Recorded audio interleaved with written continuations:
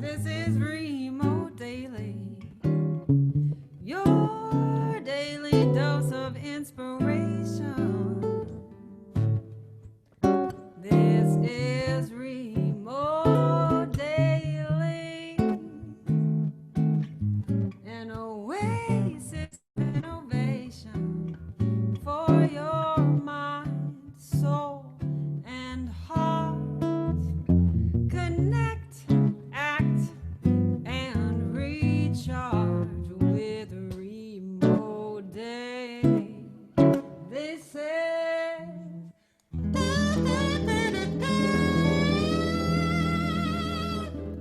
Remote Daily.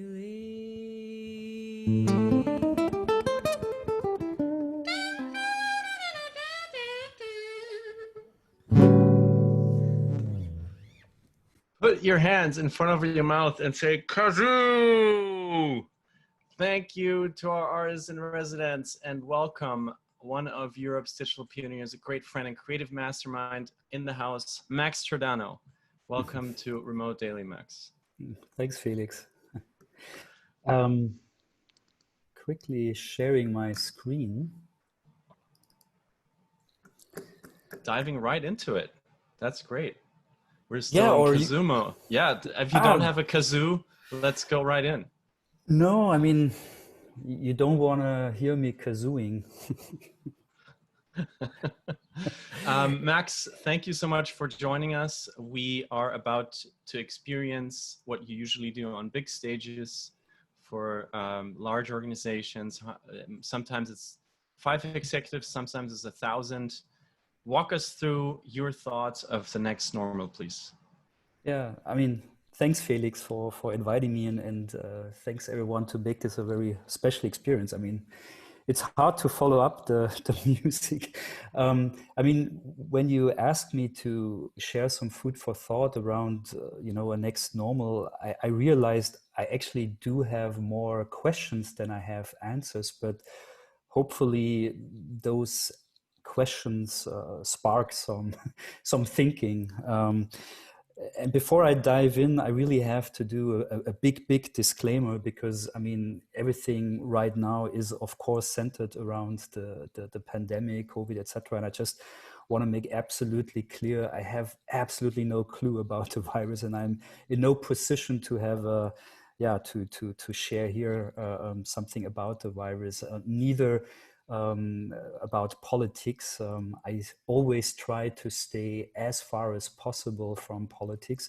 And as you can tell from my funny accent, I really, I am from Europe, and my whole thinking is very European centric. I'm currently dialing in from Berlin. And so apologies if my reflection is mainly based around my day-to-day surroundings. Of course, I'm fully aware that in the US you have currently different topics and different aspects that currently influence your daily conversation. So apologies for being European right now. You're getting a lot of love from the chat here, Max. You can't see that because you're on screen share. Gen X for the win. Max, big actually, fan, love that. Great slide deck, heavy metal hair. So here you go.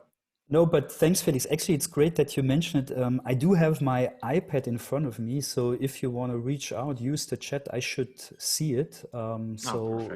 Throughout throughout the deck now, if you have questions, if you have comments, please use it. Before we move into a conversation around the next normal, I just want to take you on a journey how my day-to-day work actually is influencing my way of thinking about the future, because on a daily basis I'm involved in innovation, so I'm often thinking hard about what's coming up in the next couple of years. And the thing is, like, if you take a look at this picture, whatever you say about this, what's innovative about this, sharing mobility and electromobility, etc., you always will find someone, showing a picture and saying like, hey, wait a second, this is not so new, this is not so innovative. As a matter of fact, I mean, this is a picture from New York from 1916, and I'm pretty sure you've seen that before. So my point is, it's really hard to be actually super innovative without someone saying like, hey, wait a second, I've seen that. But the thing that I realized is that, you know, it's not only that something has been there in the past, it's what's been in between.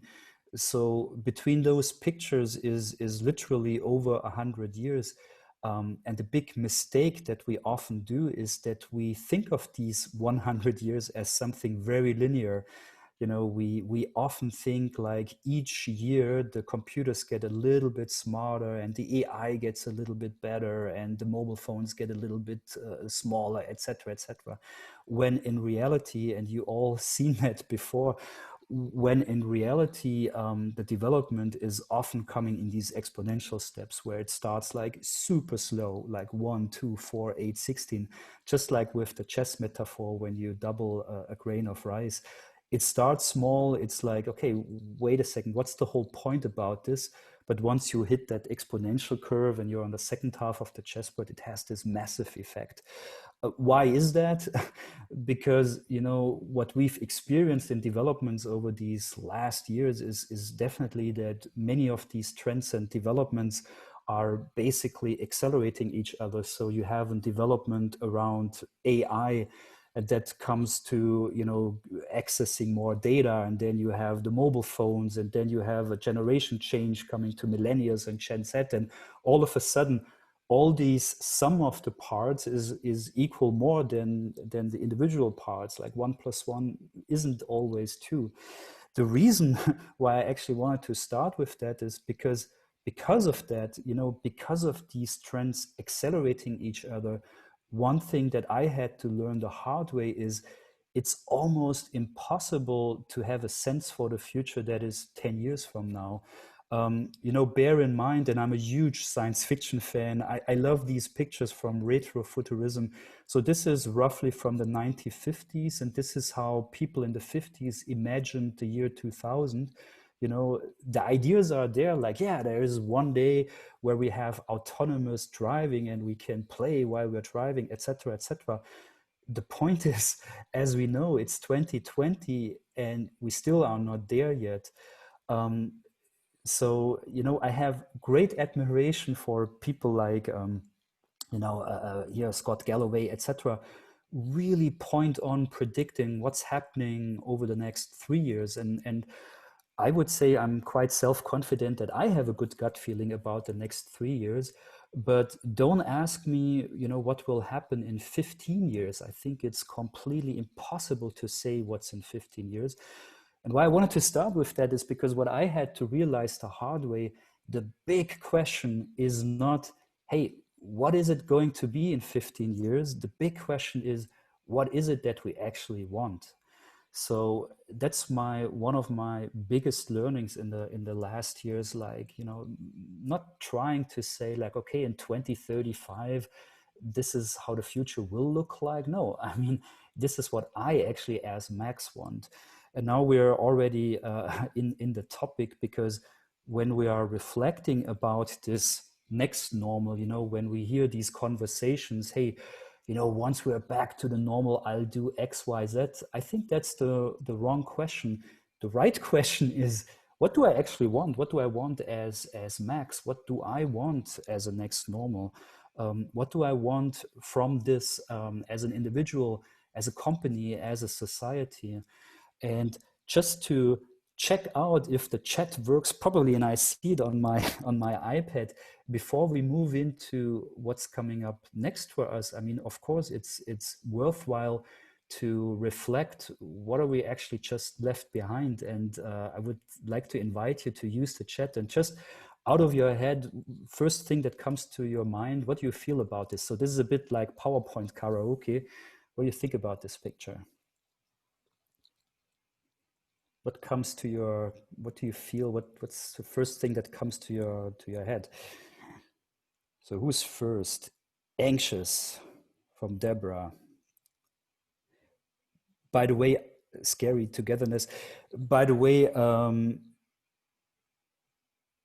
Yeah, actually, it was really unfair for me because this first picture is actually not a concert. I actually also totally see Coachella or Rock am Ring. This is actually a cotton field, and if you look carefully, it's like huge, huge. How do you call it? Farming, farming trucks harvesting cotton, but. You know, it just shows you how desperately we're somehow looking back to these things. I mean, I can't wait to be at a concert again. But here, like, what do you see here? What do you feel about this? And I have to say, yesterday was actually my first flight for a very long time. And boah, I have to say, me personally, I really, really didn't felt comfortable currently traveling. So I see in the chat, yeah, scary, closed in, no. But something about this, I mean, you know, the poster child of modern work environments, like offices that we dreamt about. So what do you feel about this? Oh, actually, Sarah, I want the new normal to be better than the old normal. Absolutely. Or something like this.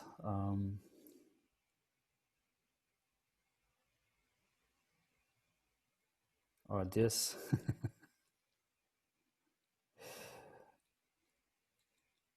And this is a tricky one because, of course, especially the last one, I think that was when Felix asked the question at the beginning. Absolutely, this is also what I missed too. So to share a little bit, you know, based on that, to share a little bit food for thought. I read this great study recently, and I think it's really, for me, it was a bit mind-blowing to compare it to the current, what we're currently experiencing. So as you know, this the famous tube map from London. And as you can imagine, many people living in London rely on the tube, on the subway to go to work. And there was a very big strike a couple of years ago. And literally everyone who was using the subway was forced to take different routes because of the strike.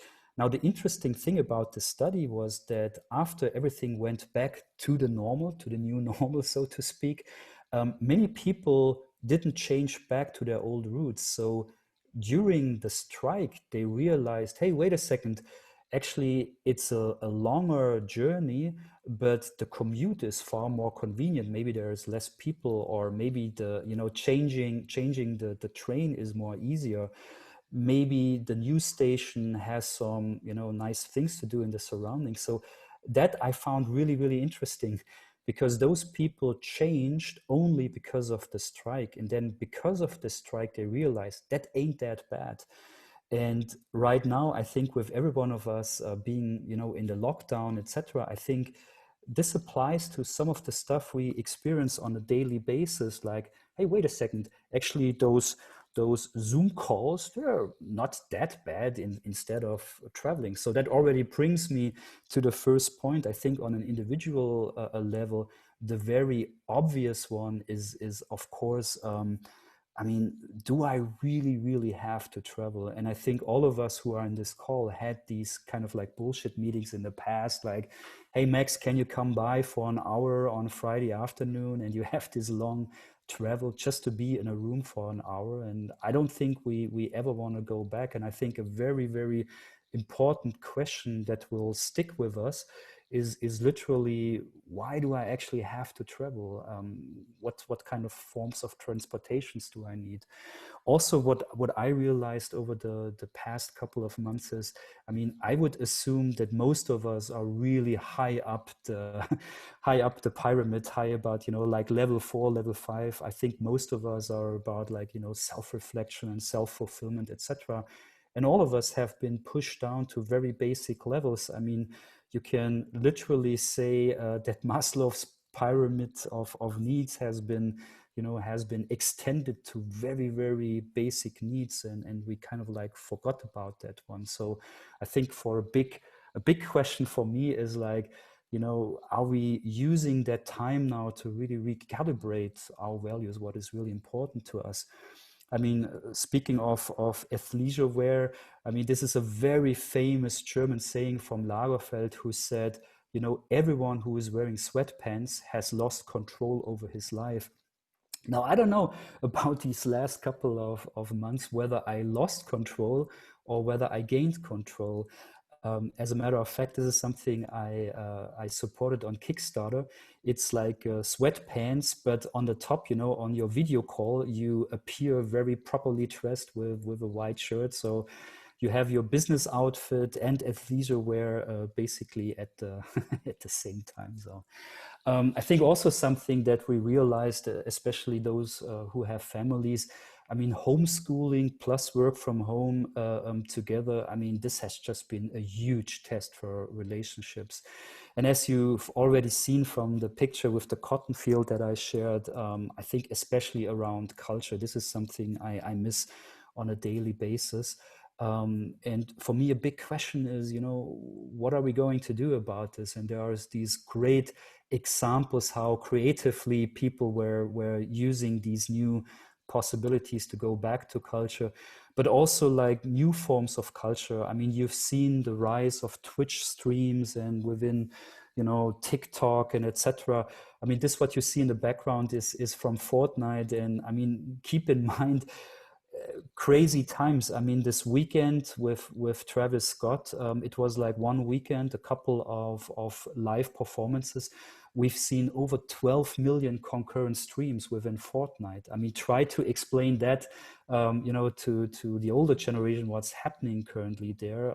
So amazing stuff is there happening around culture. And yes, I do believe that around culture, we can actually create platforms that really are engaging and can help to also fuel action. And my final point about the individual perspective is, I think, you know, one of the major reflection points are our personal health is priceless. And I think every one of us have been reminded on that. I mean, there is nothing that basically we can able to exchange for being healthy.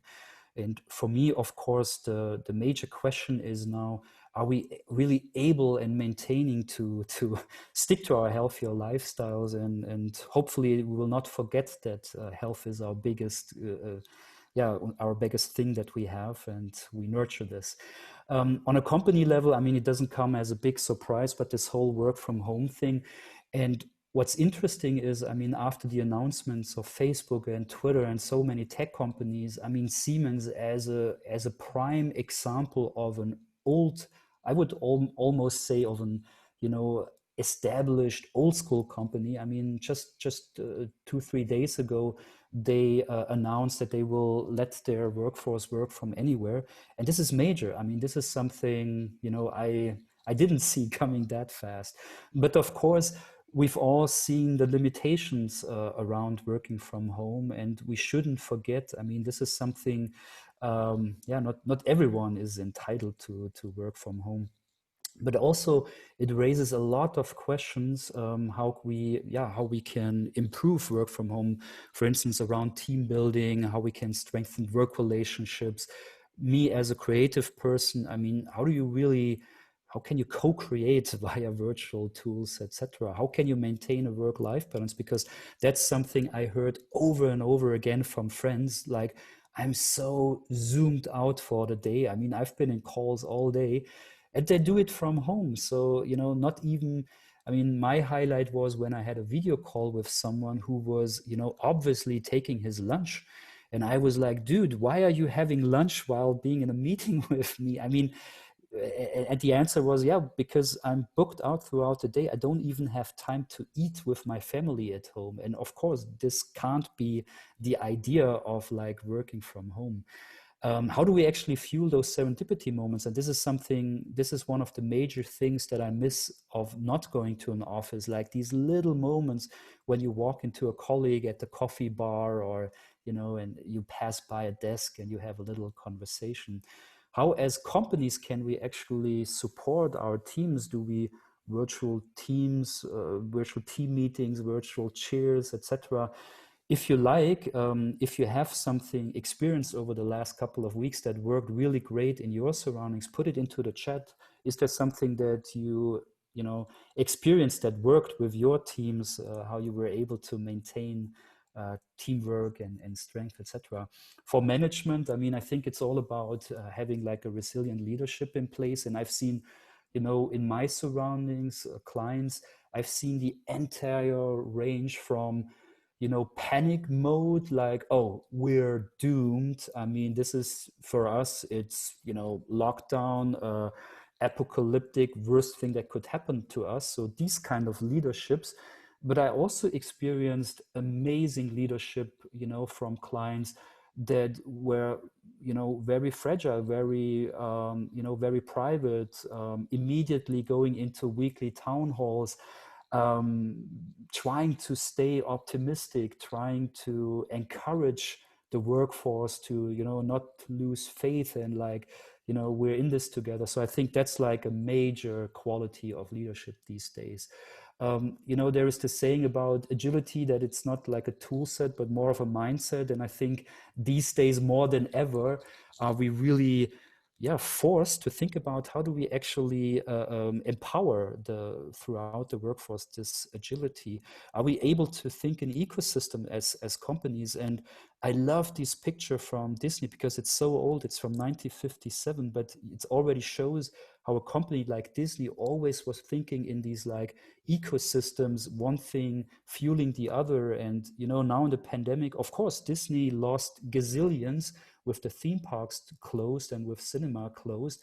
But at the same time, it launched Disney Plus with record numbers. At the same time, it had record numbers in e-commerce and merchandising. So I think, you know, situations like these just show how important it is to think in ecosystems.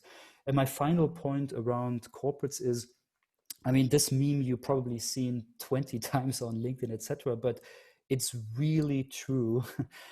COVID is the best CDO that's currently, you know, was happening to companies because it's almost like a radar. It puts the radar on these things that are not working right. I mean, are we really able to have a modern IT infrastructure? Do we have, you know, modern work methods in place? Are we able to actually work from home within teams or not? So it immediately showed, you know, where things are not doing right. And I think currently the big question is, how do we become future ready? So whatever doesn't work right now, what can we do immediately to change that and to be more future ready? And my final point is of course around as societies, because none of us are individuals. Every one of us is yeah, put into these society tissues. It starts with something like, you know, being, yeah, being part of society, like really being respectful to others. I mean, something like handshakes, it dates back to, you know, where we actually shook hands in order to express, hey, I do you no harm. I mean, I don't have a weapon in my hand. And as you all know, this is not true anymore. And the big question is, you know, can I actually trust my friends? Who can I actually trust? And what I experienced right now in Europe is often an extreme selfishness. So I'm currently in Berlin, and you know, again today, what I experienced, it's crazy. In my hometown at Lake Constance, we just had the case where one individual, and we didn't had new infections for I think 3 weeks. So everyone thought it's over. And one person basically under, you know, quarantine, you know, tested positive for the virus, thought he can go to a birthday party, and believe it or not, this person turned out to be a super spreader. So now 200 people are under quarantine, under lockdown because of this one individual. So please, can we really stop being selfish? And you know, for instance, the whole discussion around mask wearing, whether we should wear or not. I mean, for me, and my sister lives in Asia since 13 years now. For me, it was never a question of whether it's about protecting me, it's about protecting the others. This picture from Asia has been taken before the crisis, and every one of us who traveled to Asia knows this is this is a very normal image that you have in daily life, and we're not wearing masks in order to be protected, but also to protect the others. About the new business etiquette, will we do the namaste greeting or the fist bump, or my favorite is the Spock greeting, but yeah, I think it will remain part of our daily life, just as the distancing, or like finding these moments where we continue to stay distant. On a more serious note, like, I think every country from Canada to New Zealand experienced the type of state policy. And the big question for us is, what kind of state policy do we want to see in place? I think by now we all can agree that the Swedish way wasn't that smart. The Spanish way, what you see here, was very strict. So this is why you had this crazy stuff. So what you see on the right side, I mean, this is someone, because of the very strict lockdown, he dressed up as a white poodle just to be able to leave house. So there are crazy videos from Spain, people dressing up as dinosaurs, or trying to walk fake animals, etc. This is again like a picture from my hometown. The Zeppelins have been invented there, and it literally says all for all. But this Zeppelin over the Easter weekend was used by the police. So actually very low flying, very slowly, the police at my hometown used the Zeppelin to check out whether the lockdown has been enforced. So it's kind of like a tricky one. What do we actually expect from our states moving forward? Do we see better highways as something that we want from our states, or is it better infrastructure? And one thing that I experienced traumatic, like not being right, is how we are able to educate. So me personally, I would love to see the government more involved in like creating better online education. What is required to jumpstart the economy more? I mean, we have to have this discussion around basic income, etc. And please, with all these billions, and the numbers way better than I do, with all these trillions of dollars invested throughout the world in companies to jumpstart the economy, can we please link that to questions of sustainability, questions of, hey, do I actually want to give all these billions to these companies, or is that a possibility to change something for the better? Because I think what's dramatic is, with Greta and the whole Friday for Future and etc., this has been pushed so far into back of our mindset. And we shouldn't forget about that it's still extremely relevant. And just because of the virus, we shouldn't forget about the big picture behind that. And that brings me to my final point, because what we are currently right now experiencing is a great chance to reimagine transportation, mobility, how we want to work, how we want to live, etc. So, we can go back to just as normal as it was to, or it's a great chance to reimagine our city lives. I mean, we can take away parking spaces and give it to pedestrians and bicycle guys. This is a great website that Felix pointed out to me. Maybe Felix, you can share that link, because I thought it was an amazing animation. Sure. If you can reimagine Manhattan right now, I mean, it's a great opportunity. And I took that picture last week, and it's a very simple example. So this is Palma de Mallorca, and what they gave is, to these restaurants, they just gave the parking spaces in front, and those restaurants can do with them what they want. So they're building now amazing little, patios, and put flowers there and use it as extension to the restaurants. So, taking it away from the cars, giving it to the people. And final point, we all moved to the cities because we wanted to have access to the work and the kind of density. I mean, this was clearly the reason why I moved from the south of Germany to Berlin in 1999, because I wanted that density of like great cultural life and everyone. But as we all experience, I mean, is the WeWork kind of setup? I mean, is that still so something that we all wanna have as the ideal work environment?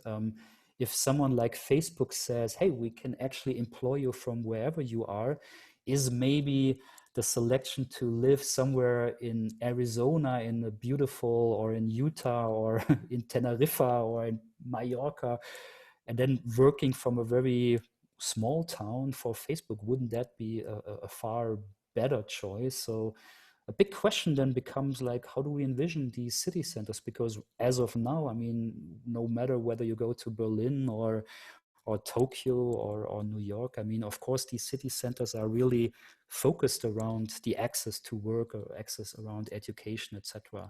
So to conclude, and I started with that one, don't don't ask yourselves like, hey, okay, is this the new normal that I want to envision? Rather ask yourself, what's my desirable future? What is that what I want in 2025, in 2030? What do I actually want to wake up to? I think that's the more relevant question.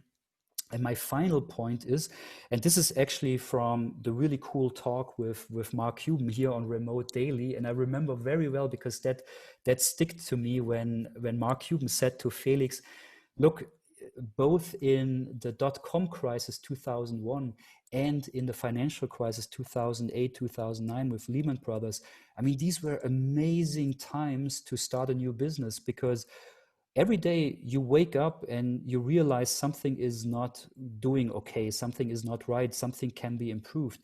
And whatever we can improve right now, I mean, this is a new business idea. This is a new idea to start a company. And just a quick example, here in, I don't know the situation in the US, but in Europe, restaurants stopped handing out menu cards and they're using now QR codes. I'm so sure there is an amazing business idea around how you can do something for restaurants, for retail, around mobile apps. And I'm sure there will be amazing companies founded. Or, every one of us experienced Zoom calls, WebEx, MS Teams, you name it. And we experienced what's not cool about these tools. So, I hopefully pronounce it right. I mean, they just reimagine what's the best way to have like a video tool. And I think it will be an amazing product. And final point, and that's really a passion topic of me right now, is around education, because, none of the schools throughout the world has been envisioning a lockdown and homeschooling, and everyone had to deal with it. And I think we've seen massive differences from sending an email like, look, go to chapter 1 to 5 and learn on your own, all the way to individual logins, and you have 3 hours of video tutoring each day and everything in between. And I think, me personally, I think we will see amazing new companies that will tackle education, both for kids, but also, also for older people. I mean, this is the passion the passion topic from Scott Galloway right now, when he says like, wait a second, $50,000 for Harvard for streaming video? I mean, really, is that what we see as education? So I think there will be massive disruption. So that's basically my final recommendation, my final note. Just as Winston Churchill said, these times of a crisis, of where we are forced to rethink things, it's an amazing opportunity to re-innovate and to be innovative. So don't miss out on the chances of getting something out of that crisis, and don't let this crisis go to waste. So on that note, thanks a lot. If you want to stay in touch, hook me up on LinkedIn. And back to you, Felix. Thanks a lot. Well, Max, what a privilege to spend half an hour with your slides. I think John Oliver would be jealous by the way you mix big thinking and fun and memes together. So just thank you, and just a huge applause kazoo to you. Thank you. No, thank you. Thank you so very much for spending time with us. On the on behalf of the community, I stopped apologizing here for pulling people out of breakouts or giving no breakouts at all. Looking at the time, I will not apologize for saying we will not have breakouts today, and rather invite you all to use whatever you just saw and found interesting to ask Max some questions, share a thought. There have been amazing comments here in the chat from every one of you reflecting on what you just saw. There was so much in there. So who would like to start and maybe have a question or a comment on what you just saw? Just give me a hands up if you would like to start asking Max a question or sharing something from your personal life that reflects on what we just saw. I'm looking out for your hands here, I see Tommy D. So Mike to the attic. So, well, welcome back to the attic, everybody. So, Max, awesome stuff. Your slides are off the hook as, would you say the gold standard, Felix? So that's right on. So what's coming to me is my 10-year-old is sort of disappointed if they don't go back to school. And I'm thinking here from a paradigm perspective, that's all some of us know of a certain generation is you go to a building, you spend 6.5, 7 hours there, and you go through all these subjects. But I think there's so much that can be empowering for these young people. Like I remember when I went to college after high school and it was a different scene. You got to pick your courses and you got to pick the times you went and all that. I think there's so much more that these kids can be exposed to and take advantage of. And I'd love for you to weigh in on that from a paradigm perspective as to, because I'll tell you, she was going to middle school and maybe she will, maybe she won't, we'll find out. But what a cool world it could be if they can make their own coursework and knock it out in an hour, what maybe they were just spending time. And to some respect, this is babysitting in a lot of these cases. And I don't want to get up on my soapbox too much, but what do you have on that, Max? Yeah, I mean, it's definitely a tricky one because I mean, I definitely see the huge benefit of the social aspect, and we shouldn't forget about that. I mean, it's also about the student days. I mean, this is what Galloway always says. Like, I mean, streaming Harvard for 50,000.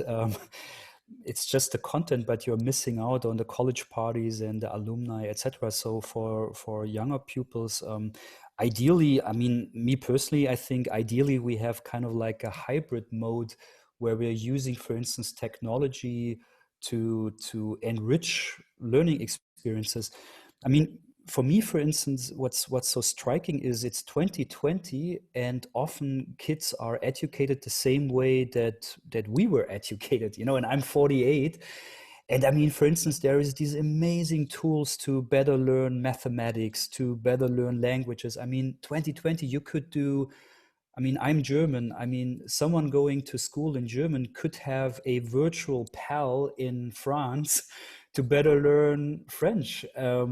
To better learn Spanish, you have a pal in Madrid, and Americans could have foreign languages. Like you could mix. So I think ideally we would see a hybrid where you go physically somewhere for the team building and for getting to know and learning about social aspects and being inspired by teachers, but then at the same time having these virtual tools to better learn languages, to be better in math and etc. So, and by the way, and sorry, Felix, but just to one last thing, by the way, I think also in the work context, because I had this conversation with Felix yesterday, I think the same is true in the work context. So I think, some meetings totally make sense to have in the physical space when it's about being inspired or, having team building, or, there is a whole department and you want to have like an offsite to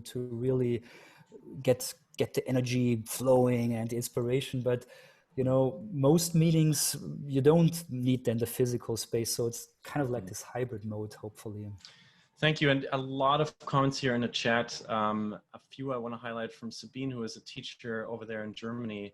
and who is saying that non-parents don't give a damn about education in most Western countries. Such an interesting thought, Sabine. And of course, the question is, how can we change that? How can we have non-parents care about this as much as parents do? How can there be equality in thinking? And maybe the connection of work and education needs to be much stronger to change that. So thank you for this huge discussion here. A lot of the future of work discussions we had at our conferences also always point back to education. And I just saw Anne's hand rising up. Anne, would you like to share with us? Actually, it's a question for Max, because you were looking at 5 years out, 10 years out, and with this change in education and, you know, just how kids now are going to attain their social skills, how do you see our next generation being different from us? Yeah, but I'll answer that in a second. But before that, what Felix just said, like with the non-parents, etc. For me, education is really universal, because I mean, take me. I'm 48. I've done an MBA 20 years ago when I was already working. You know, also being an adult with 48, I mean, I don't want to stop learning. I mean, I would love, you know, another language and etc. And I think one problem that we often see with politics is, you know, many people are not educated enough. You know, they're using the wrong media. They're spreading the wrong messages. And I think education, it not only affects the under 20 years old. I mean, it should affect everyone. And about your question and how I envision it, that's what you know, for me, I rather want to think about what's a desirable future for education. If I put myself into the shoes in 2030, what do I actually want to see? And I think it goes back to a little bit what I've said, like these hybrid modes, wherever technology is benefiting the education. That's something that I think we can all benefit from. But with your question regards of generation, I mean, one thing that we all are experiencing is, of course, that these Gen Z, the millennials, I mean, they're so digital savvy and digital native. So I think we need to reimagine the way we basically think about education, because we can't use the same principles that we used on me. I mean, I'm 48 and it's still the same kind of textbooks and the same kind of stuff. And we try to teach that to the TikTok generation, you know, to the generation that is swiping, you know, 5 times a second and has already like thumbs, like being, you know, like breaking the world record in texting, etc. I think we need to reimagine the education. I think many kids would love to have more technology related education stuff. Like I've said, this very simple example of, I mean, I learned French at school. I mean, it was boring. I mean, how cool would it have been if I would have a buddy in Paris without speaking any German and 2 people just talk? How much would it broaden your horizon? Let's say I would have a learning buddy in Africa. How much would have that broaden my horizon? Asia, how much would I have benefited from having someone in China? And yes to pen pals, and yes to bringing on people from other geographic locations to Remote Daily. It just reminds me that we are also still lacking diversity here, and some of you have started to help out behind the scenes, but I just also want to thank you all for sharing your thoughts here. The chat was burning today, and this is because all of you contributed and shared amazing ideas. And Max, you lit the fire, you set the spark, so thank you, thank you, thank you. And fittingly to that, tomorrow we are welcoming Susan McPherson, who at 48 started her company and is now 55 and will share her amazing, amazing journey with us here on Remote Daily, and now in a special XXL kazoo version of your favorite song by our favorite artists, Eleanor, Dubinsky, and Dario Acosta. Here you go.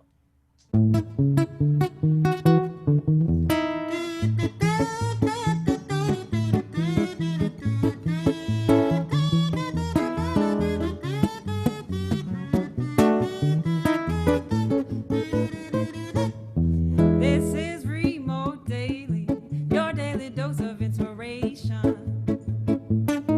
This is Remote Daily, an oasis of innovation.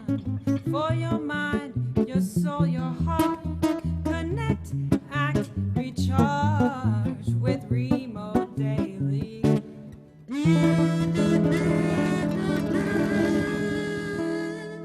This is Remote Daily.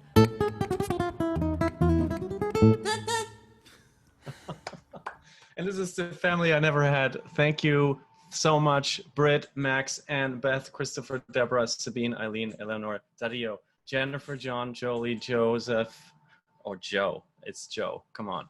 John Stewart, Julia, Lizzie, Linda, Marcy, Patricia, Patty, Sarah, Tim, Tommy, D, and Yvonne. My name is Felix. This is my virtual hug for all of you to exchange, or as I recently learned, high-fiving your partnering screens also works. So I'll also do that. And I want to thank you all for joining today. This was Remote Daily. Thanks again to our amazing guests and amazing musicians, my amazing co-hosts, and to all of you. See you tomorrow here at 1. Bye-bye.